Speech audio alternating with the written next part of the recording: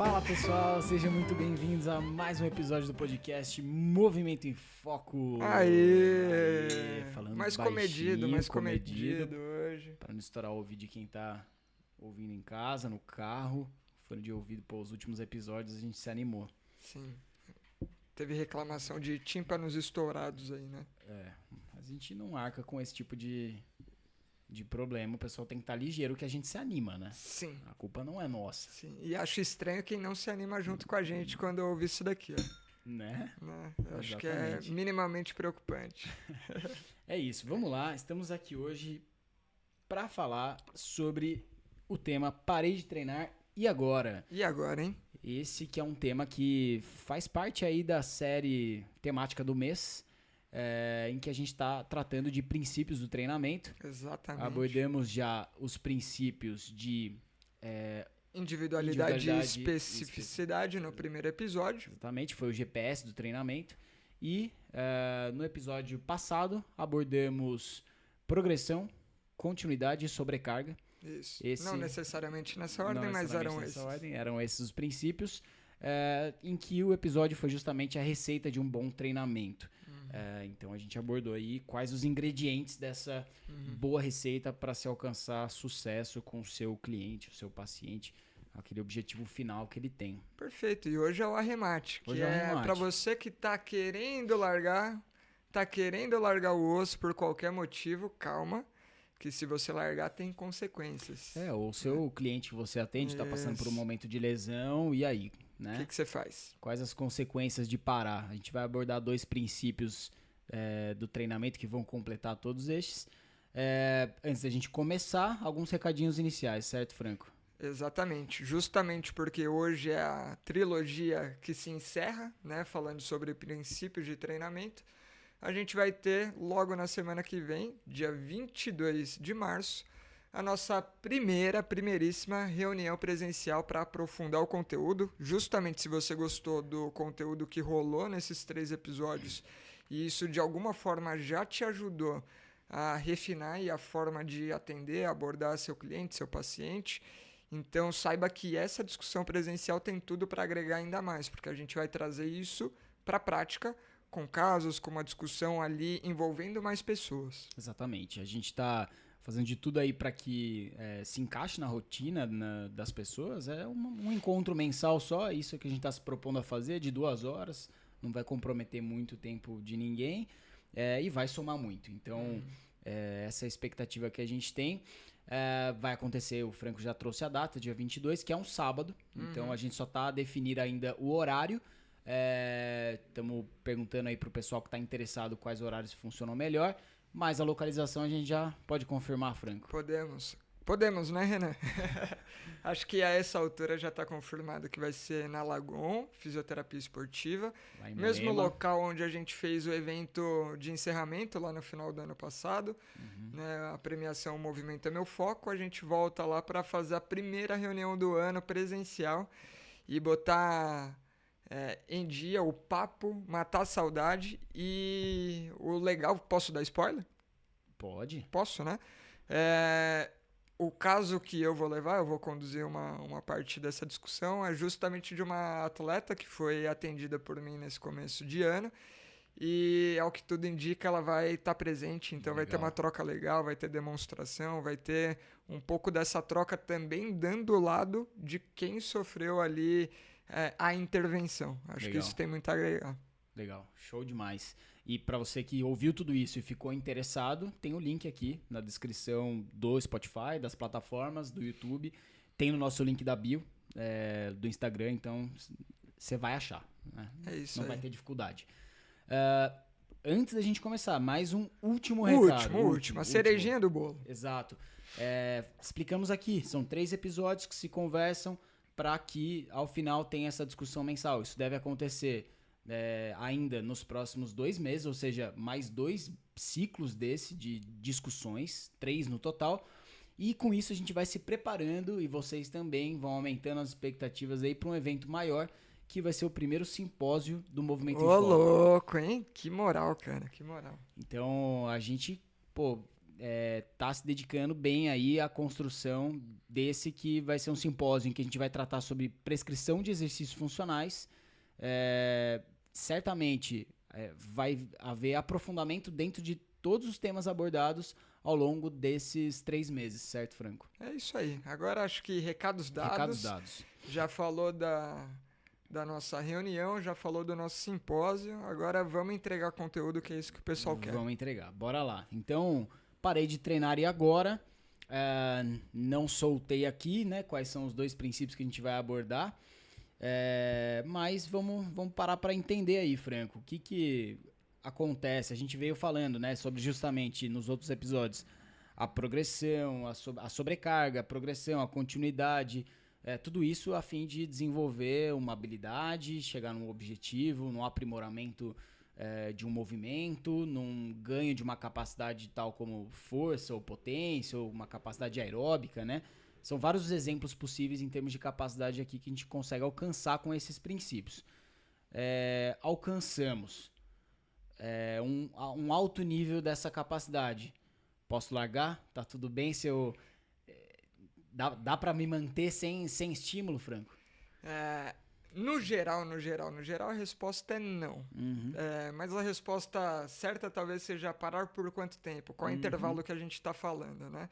Porque isso vai depender principalmente da capacidade que a gente está lidando e do que nível é esse que você chegou, que nível de adaptação, o que você já conquistou.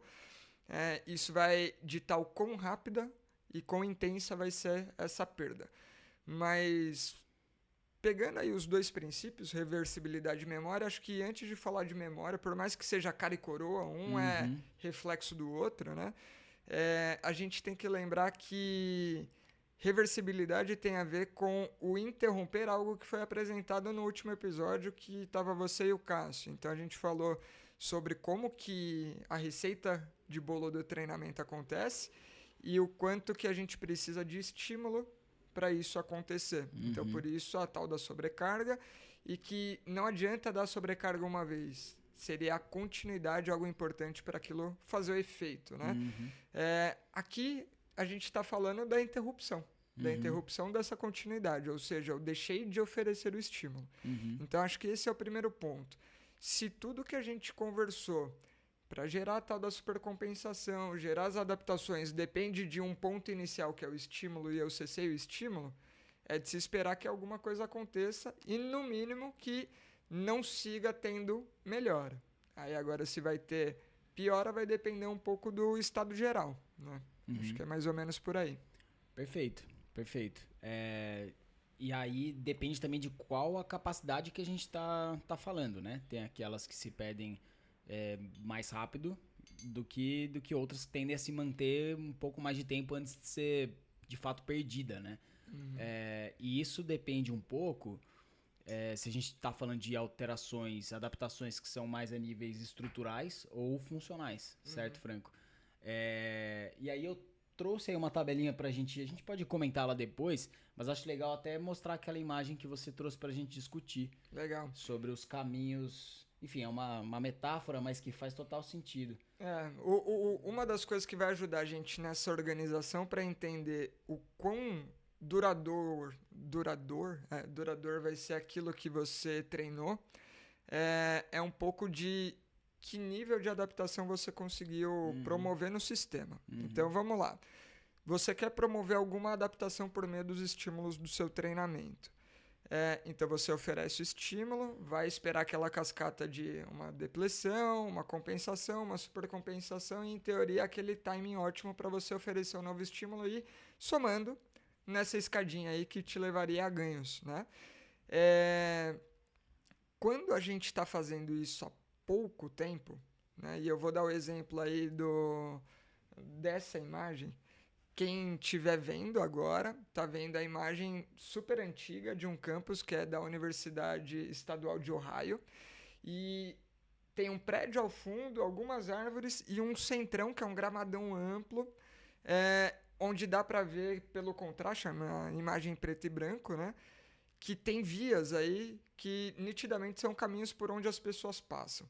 Então esse é um paralelo bem fácil de entender. Tem uma via central aí provavelmente concretada, né? Uhum. E o restante são vias Marcadas no gramado. Exato. Então, esse é um paralelo que ajuda a gente a entender um primeiro tipo de adaptação, que seriam as adaptações mais de característica funcional. Ou seja, eu usei e por conta desse uso eu vou facilitando certas vias e certos comportamentos, por exemplo.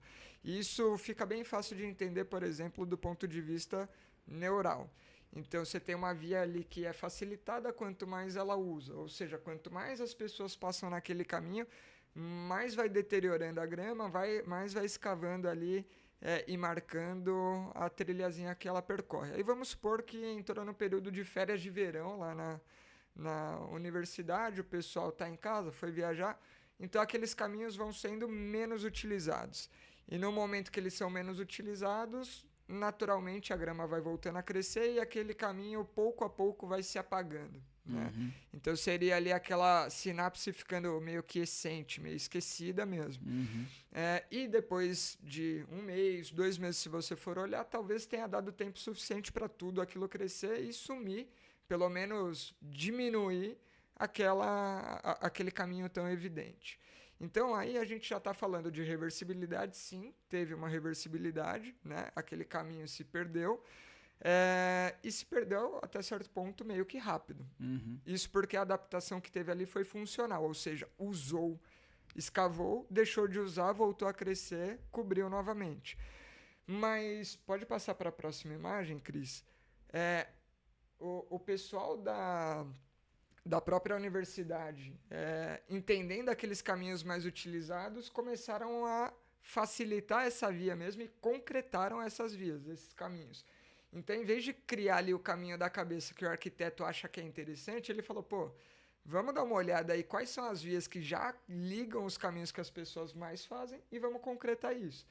Então, preservou em grande parte o gramado bonito, do jeito que está, e concretou aquelas vias, só que imagina na próxima férias de verão. O pessoal foi embora, viajar por 1 mês, 2 meses. Se você bater uma foto lá depois, o caminho segue lá, porque a mudança ela já não é mais funcional aí, ela passa a ser estrutural. Então, a via foi demarcada com concreto e assim, vai precisar muito tempo, muita intempérie aí para o negócio chegar perto do que era lá atrás, porque já não dá muito mais para voltar. Uma vez que a estrutura se criou, é difícil reverter. Então, isso tem tudo a ver com o que a gente está falando.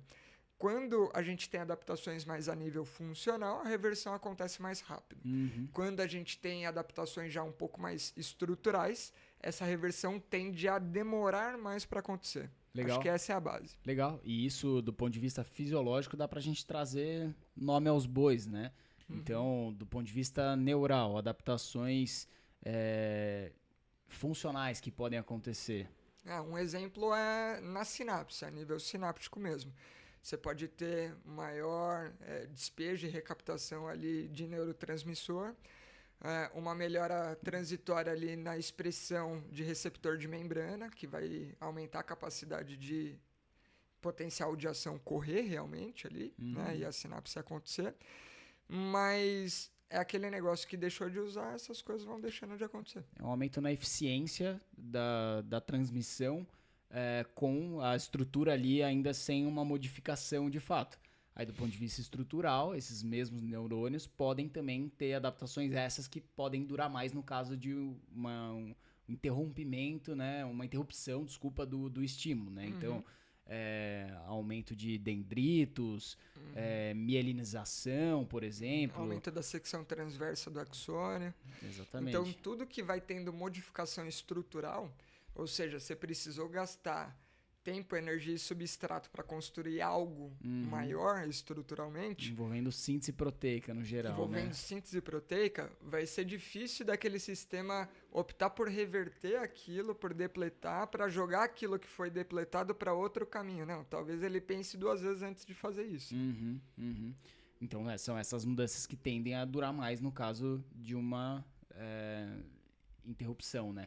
E isso a nível neural, isso a nível muscular. A muscular. A nível de outros tipos de adaptação, né? E se pegar, por exemplo, algo que é sempre utilizado como exemplo, no treinamento, que é o treinamento de força, treinamento resistido, a primeira etapa de adaptação ali de ganho de força é mais organizacional, melhora ali a sinergia muscular, a organização realmente das unidades motoras envolvidas na tarefa, e isso tem zero a ver com o músculo diretamente, né?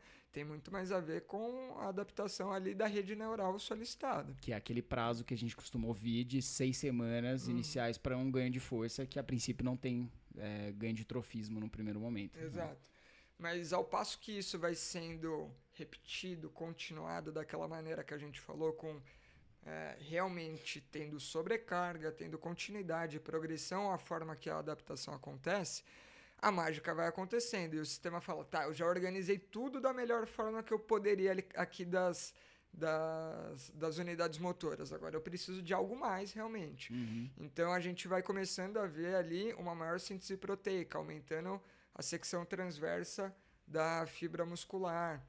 E a partir desse momento que já vai tendo um nível de adaptação maior, já vai ficando mais difícil de reverter. Só que ainda assim é possível de reverter. Qual que costuma ser, nesse caso, o nível máximo ali? Tem uma razão, né, que é a dominância que um mionúcleo vai ter para uma área de secção transversa da fibra muscular. Então, na hora que essa razão, vamos supor, você tem aqui o copo sendo o mionúcleo responsável pela secção transversa da mesa. Isso que ele é capaz de produzir e dar conta do ponto de vista de síntese proteica. A partir do momento que essa mesa muscular foi sendo treinada, desenvolvida, e essa secção transversa cresceu, né? Ela foi expandindo, ou seja, você tem naquela área muito mais proteína para ser cuidada por esse mesmo mionúcleo. Então, essa razão vai sendo perturbada. A partir desse momento, a célula satélite, né, uma das teorias envolvidas, ela doa um dos seus mionúcleos para tentar restabelecer essa razão da secção transversa da fibra com o mionúcleo.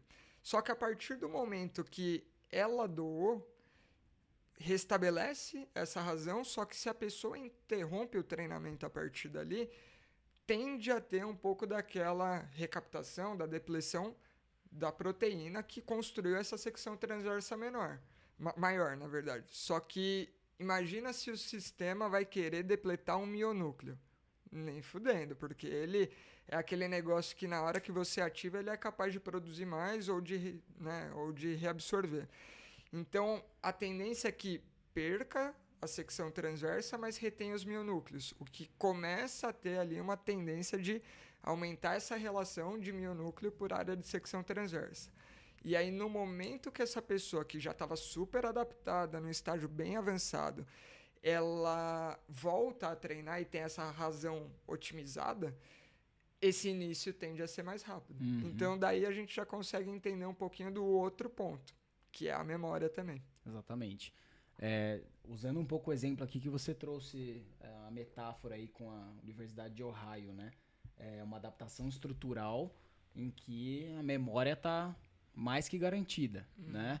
É claro que aqui a gente está falando de uma situação de um concreto que não vai embora tão fácil quanto algumas adaptações que a gente vai ter a nível do nosso corpo, né?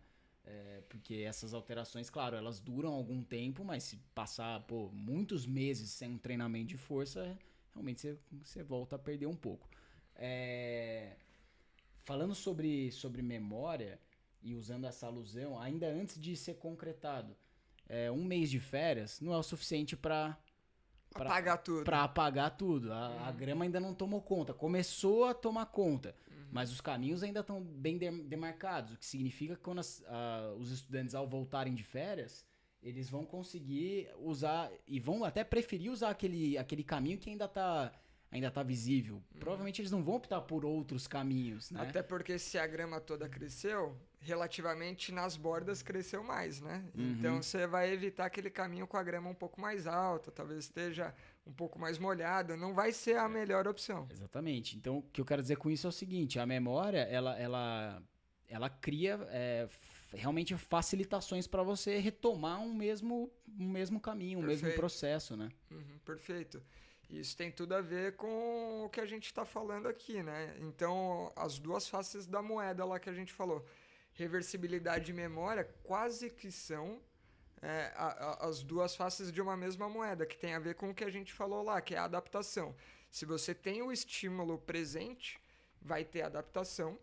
Se você tira o estímulo, tem a reversibilidade dessa adaptação, ou seja, ele se adaptar a um novo estado que é com menos estímulo do que tinha anteriormente, e na hora que você reinsere o estímulo, volta a ter adaptação, talvez inicialmente, e muito provavelmente, numa taxa mais rápida do que seria se você estivesse conquistando aquela habilidade pela primeira vez. Legal. Eu ia pedir, Cris, vamos ver aquela tabelinha, agora que a gente já abordou bastante dos conceitos, só para trazer um pouco de números aqui, que eu acho que é interessante. Aí falando sobre a reversibilidade, né? Ainda não sobre a memória, né? Para os diferentes tipos de capacidade física. A gente vê que aqui a perda, a capacidade que se perde mais rapidamente é a da flexibilidade. E isso a gente já tinha visto em outros estudos, né? Às vezes é questão de horas, o mesmo estímulo de flexibilidade depois você já não consegue alcançar tão facilmente, né? E aqui a gente está vendo na tabela o que representa onde a perda se inicia para uma perda mais significativa e tal, ou com uma dificuldade de memória maior, né? Para retomar aos níveis prévios, né? E aí a gente tem, para quem estiver olhando, tiver curiosidade, tirar um print na tela aí, a gente se afasta um pouquinho e guarda isso. Mas é interessante notar como cada capacidade vai ter o seu prazo, né? E uma coisa que a gente sente mesmo na prática, né? Seja na prática pessoal ou na prática com o seu aluno, com o seu paciente, o quanto que algumas coisas você demora mais para atingir, quanto que algumas coisas você atinge mais rápido, e assim também como isso varia na aquisição, você pode ter essa variação no interrompimento. Então, a gente que trabalha muito com corredor vive reclamando, cara, corrida é muito ingrato, cara. Eu parei, sei lá, por 3, 4 semanas aí por final de ano, e não é nem que eu parei, eu só reduzi. E, cara, parece que eu nunca corri na vida, né? Então, aqui não sei se tem especificamente alguma coisa. Resistência aeróbica. 1, 2 semanas. A perda começa com 1, 2 semanas, né? E ela se intensifica ali, fica significativa no prazo de 2 meses. Então, olha como é uma coisa que realmente bate com a nossa experiência clínica, né? A pessoa sente rápido essa ausência, né? E é interessante, nesse caso dos corredores especialmente, em relação às próprias lesões, né? Geralmente ele evolui também mais rápido comparado à força, por exemplo, ou a capacidades do tecido do aparelho locomotor, né? Então é o que explica muitas vezes o cara tem uma caixa enorme, se voa mas a carcaça não aguenta, né? É bem comum esse tipo de coisa acontecer. Enfim, as lesões podem vir por isso também. E se pegar do ponto de vista de lesões mesmo, vamos pegar uma tendinopatia, acho que é um bom exemplo disso, né? O quanto a gente já falou aí do prazo para o músculo se adaptar, por exemplo, e que não é o mesmo prazo para um tendão se adaptar. Então, eu estou falando de adaptação nesse primeiro momento. Estou falando da aquisição, seria o tema da discussão anterior. Mas até certo ponto, a retenção disso, ela tende a seguir quase que a mesma regra. A adaptação do tecido conjuntivo, ela foi mais difícil de conquistar, mas uma vez conquistada, ela tende a ser mais difícil de perder também. E é isso que a gente vai percebendo também. Quais que são os riscos, no geral? A taxa de resposta do tendão ela não é tão rápida quanto a do músculo. Então, no incremento, assim, na mudança abrupta, tende a sofrer. Né? O músculo pode sofrer, mas geralmente essa retomada, então já falando um pouquinho da fase de memória, por mais que a pessoa já tenha se adaptado, tenha tido uma perda ali um pouco mais gradual, na retomada, às vezes a taxa de incremento não é tão rápida para o tendão. Então, ser um pouco mais cauteloso nesse momento vale a pena, porque o músculo talvez aceite aquela carga, mas o tendão não. Né? Ele precisa de um pouquinho mais de tempo para se readaptar. Legal. E aqui já entrando num próximo tema que é justamente o que a gente pode fazer para diminuir essas perdas, né? Que é diminuir os efeitos da reversibilidade no caso de um destreino, né? Acho que já dá para entrar nisso. Por onde você começaria? O que você sugere? Porque acho que a primeira coisa que me vem na cabeça é se essa é uma perda previsível, entendeu? O meio que programada. Então, putz, eu tenho uma cirurgia eletiva para fazer, eu sei que eu vou ficar sem, ou tem uma viagem que eu sei que vai ficar mais difícil. Então, se é possível antecipar, eu já colocaria isso dentro da periodização, né? Lembrando que se a reversibilidade acontece principalmente pela falta ou pela redução do estímulo, tentando fazer com que essa redução seja minimizada. Acho que esse é o primeiro ponto. Não, legal. Colocar de repente num período ali que seria já de mais baixo volume, mais baixa intensidade, e é aquilo, tem uma viagem, tá programado. O que é possível fazer nesse período? Você sabe que você não vai conseguir treinar full, mas o que dentro da sua agenda é capaz, você consegue manter, no fim das contas, né? E até entender qual que é o estímulo de manutenção ideal para você não entrar nesse ponto em que a perda começa. Ou seja, você não vai ter ganho, ok, mas vamos mitigar que tem a perda? Legal. Será que esse prazo é condizente? Que tipo de estímulo eu consigo pôr? Né? Eu vou ter equipamento, estrutura para isso? Né? Acho que essas são perguntas legais. Legal, boa. Uma outra situação, imprevisível, lesão. Aí é entender o que a lesão em si permite, né? Dentro do pool de estímulos que seria interessante para aquela pessoa, seja ele um atleta, seja uma pessoa com qualquer outra demanda do dia a dia, ok, o que realmente é mandatório, é necessário ser evitado, porque se fizer isso vai atrapalhar o desenrolar da lesão. Isso não tem que pensar duas vezes. Isso precisa ser retirado, né? Porque atrapalharia o retorno da pessoa de qualquer maneira. Né? E quanto mais ela demora para voltar, pior é. Uma vez definido isso, o que é relativo? O que a gente pode colocar com certo cuidado, ou dosando a carga, dosando o tempo de exposição, seja lá o que for. E aí, dentro disso, tentar encontrar a forma ótima de estimular sem prejudicar. Perfeito, boa.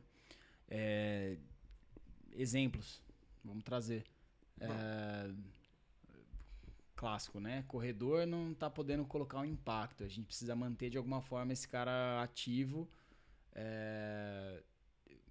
Sistema cardiovascular ali trabalhando bem. A parte muscular, se possível. Sei lá, trocar o estímulo da corrida por uma bike, por uma bike ergométrica ou alternativas à corrida com menos impacto. Então é isso, né? Você pode levantar esse pool de possibilidades. Poderia fazer uma bike? Poderia. Poderia eventualmente fazer um transporte se o problema é isoladamente impacto? Talvez. Poderia. A depender de lesão, de estrutura, mas no geral poderia. Poderia fazer uma esteira subaquática, a depender também do estímulo da lesão, como atenuaria ali o impacto, poderia. Aí agora, qual desses escolher? Vamos supor que eu tenho acesso a todos. Qual é aquele que, se eu mantiver, vai manter grande parte dos estímulos que eu quero para a pessoa manter o status dela ali ou seguir evoluindo, quem sabe, em alguma das coisas que é possível desse período. Eu talvez escolheria isso. Vamos supor que é a esteira subaquática. Mas outra coisa para pensar é, beleza, de tudo isso que seria possível, o que eu tenho acesso? Né? E do que tem acesso, a pessoa é viável que ela coloque na rotina. Então você vai colocando primeiro todos os cenários, define ali o que seria o ideal e vê se encaixa para a pessoa, para a realidade dela. E aí você vai tentando achar o match melhor possível, né? Daquilo que é o melhor com aquilo que funciona. Perfeito, boa. E aí? Um outro exemplo, até para a gente fugir dos típicos, né, casos de corrida,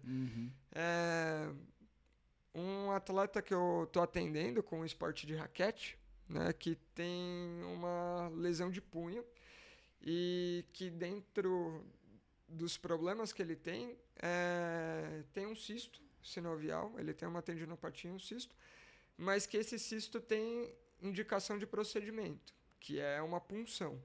Então, não é nada muito complexo, mas que é um procedimento que é eletivo, né? É para definir o melhor momento e ele já está colocando isso dentro do calendário.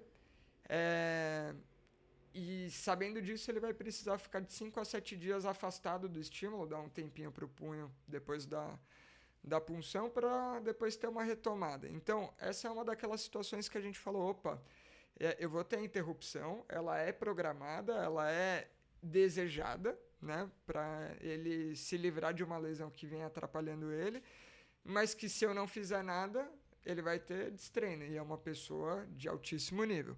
Então, não quero que nada disso aconteça. O que dá para fazer? Então, toda a programação é até essa data onde vai ser feito o procedimento, como que a gente vai cuidar para não intensificar e manter sob controle esse cisto, essa lesão. Então, lançamos mão de algumas coisas. Então, manter um cuidado local, uma fisioterapia, um gelo ali periódico realmente para controlar a inflamação e bandagem rígida durante o jogo para limitar realmente esses extremos que provocavam, enquanto a gente vai tentando manter uma boa condição para o punho tolerar a carga. Então, fortalecimento local, e a gente identificou que precisa ser mexido ali do ponto de vista de mecânica, mas ainda não começou a mexer porque não é a prioridade agora. A prioridade agora é conter, porque ele já está nesse estado, né, de tá sensível, não é o melhor momento porque tá sensível e isso modifica a forma dele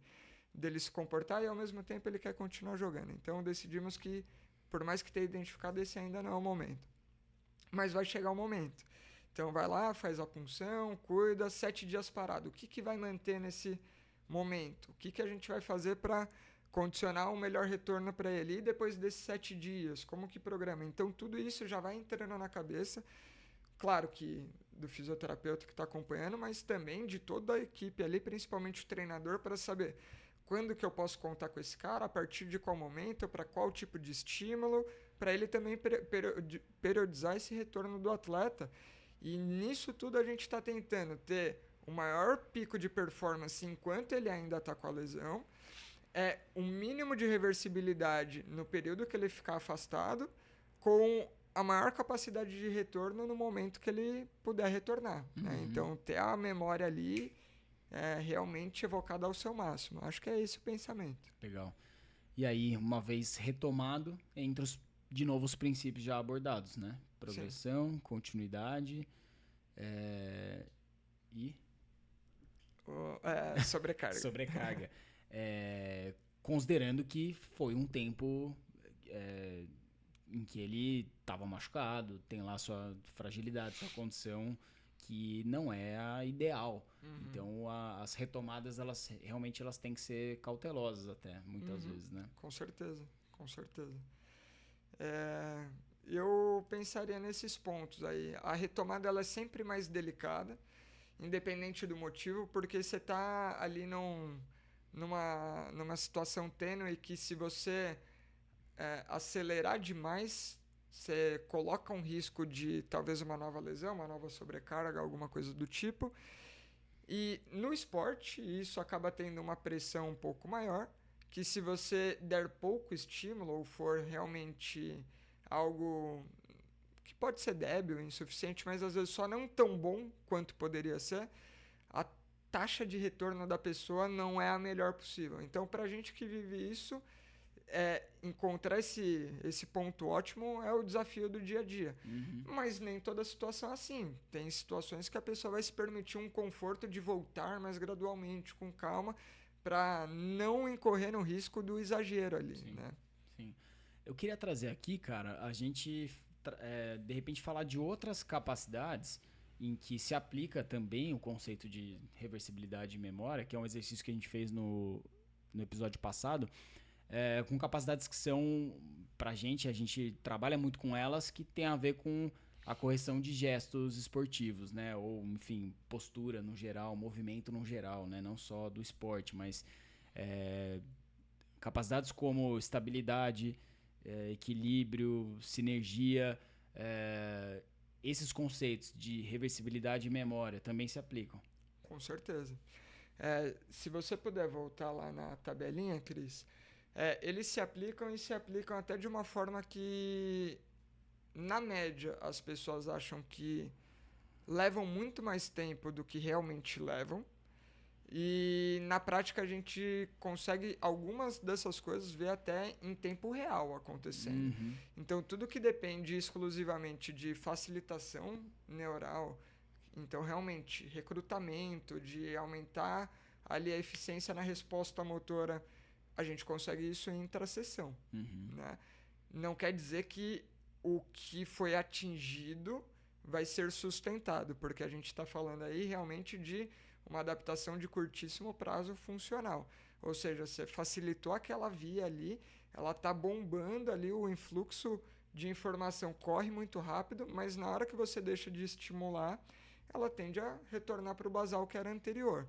Só que quanto mais essa via vai sendo repetida, reutilizada e reforçada, mais o sistema nervoso vai falando, puta, isso daqui de alguma forma é importante para essa pessoa. E ele vai tendendo a concretar, né? Então vai jogando, vai pavimentando aquela via que foi demarcada ali aos pouquinhos, de tanto ser pisada, né? Ele vai falando, pô, isso é importante. E aí o concretar dele é realmente aumentar a secção do transversa do axônio, aumentar o número de terminações nervosas com aquela sinapse desejada. Uma coisa que a gente fala pouco, mas é poda sináptica também das vias concorrentes que não são interessantes, né, para minimizar a falha ali, uma instabilidade ou qualquer coisa do tipo. Então tudo isso vai acontecendo. Já vai pelo certo como a primeira escolha, né? Cada vez mais vai se tornando a primeira escolha, né? Exatamente. E aí, até por isso que eu pedi para a Cris colocar, porque se a gente pegar aqui, a gente poderia resumir essas habilidades aí como coordenativas, né? E aí na coordenação a gente vai ver que a perda ela é variável. Por quê? Porque vai depender do nível de adaptação que você conseguiu chegar.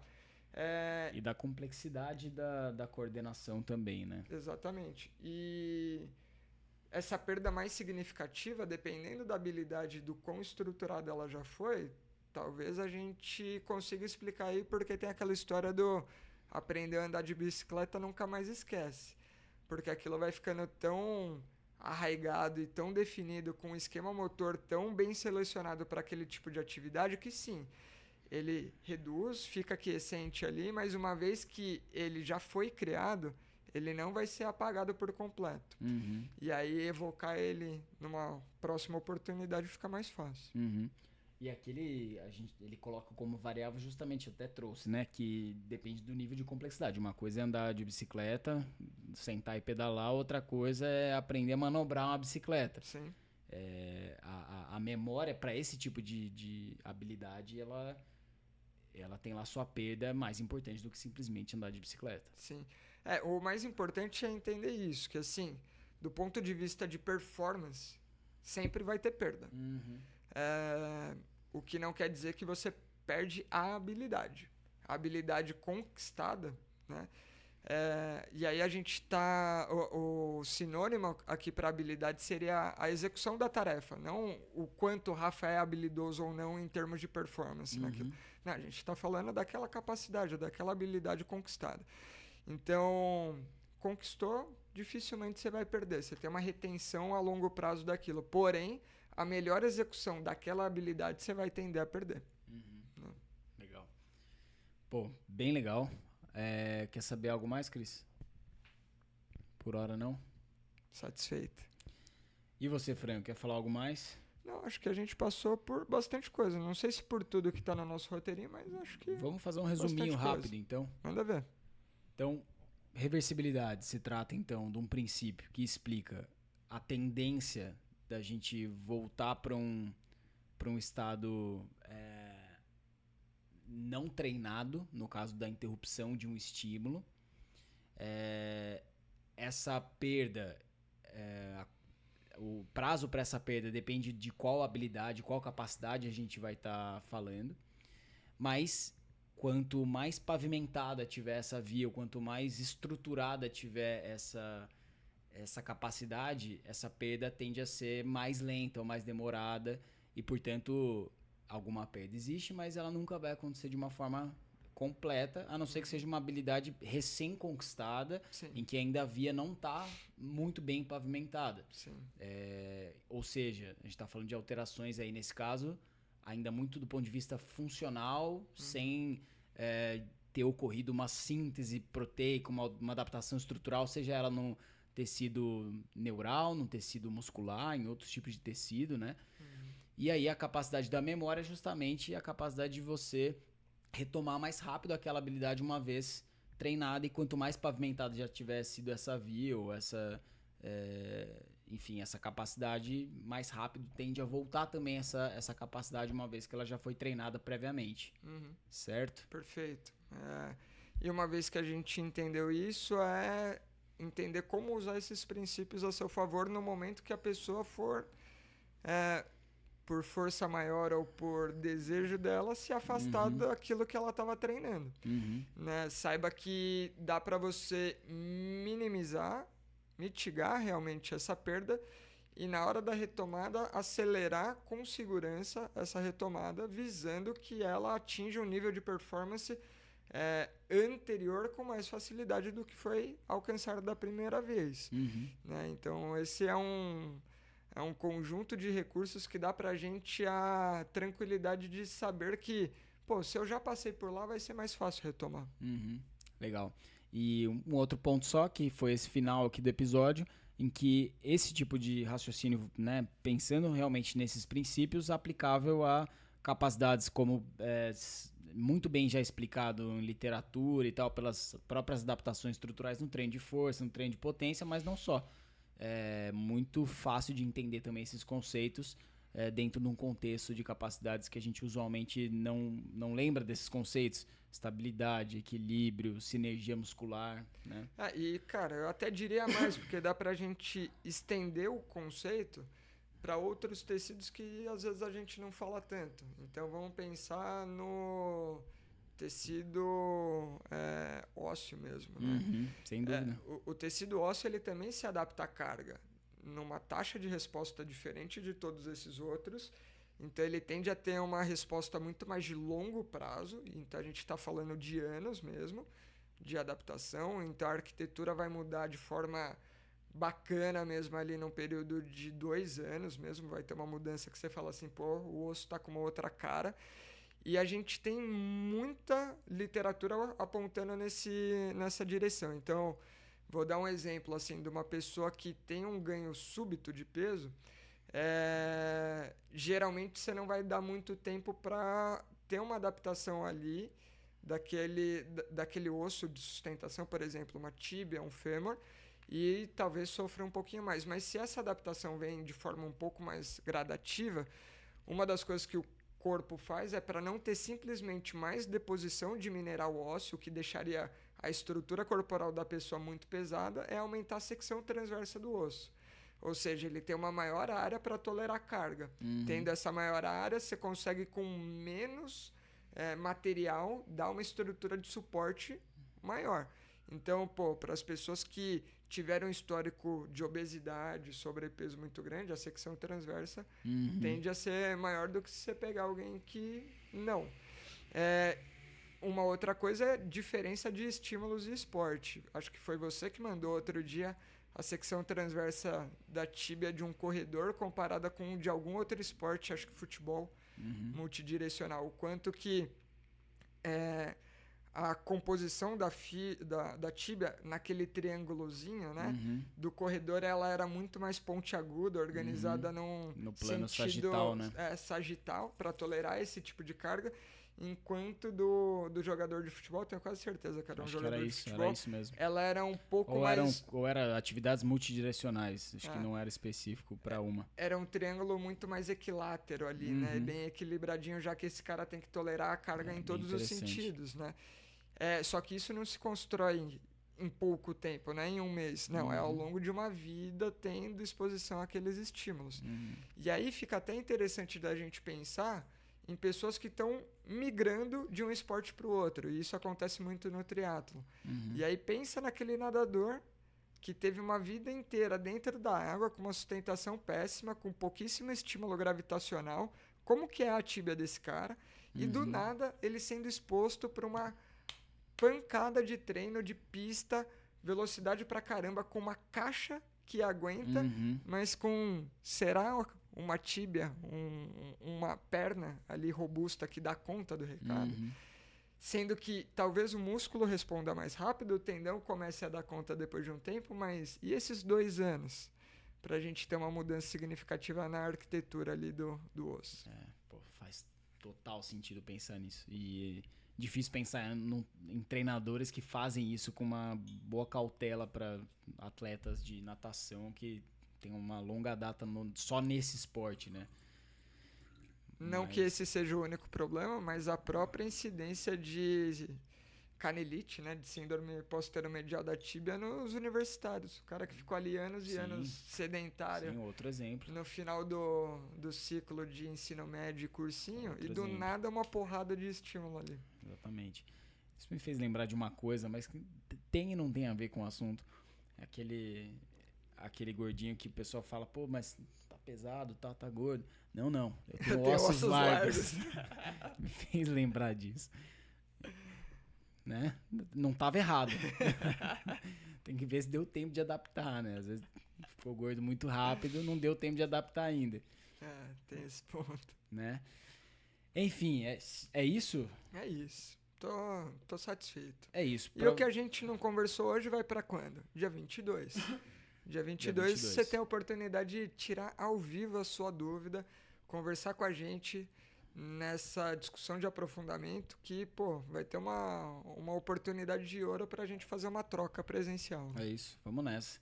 E pra você que esteve ouvindo até agora, pô, se inscreve aí no canal do YouTube, começa a seguir a gente no Spotify, dá 5 estrelas no Spotify, sininho no YouTube, segue a gente nas redes sociais, compartilha esse episódio com quem você acha que pode se beneficiar bastante desse conteúdo. Exatamente, com quem deveria estar presente nessa discussão. E aproveita e dá um feedback pra gente. O que você achou dessa primeira série de 3 episódios encadeados, construindo um raciocínio? Te ajudou? Você acha que vale a pena a gente seguir assim? Boa. A gente vai gostar de saber. É isso. Não se esquece de se inscrever no Forms aqui pra gente saber o seu interesse e a gente reservar a sua vaga. Claro. Certo? Certo. É isso. Valeu, galera. Valeu, até o pessoal. próximo Até episódio. mais. Tchau, tchau.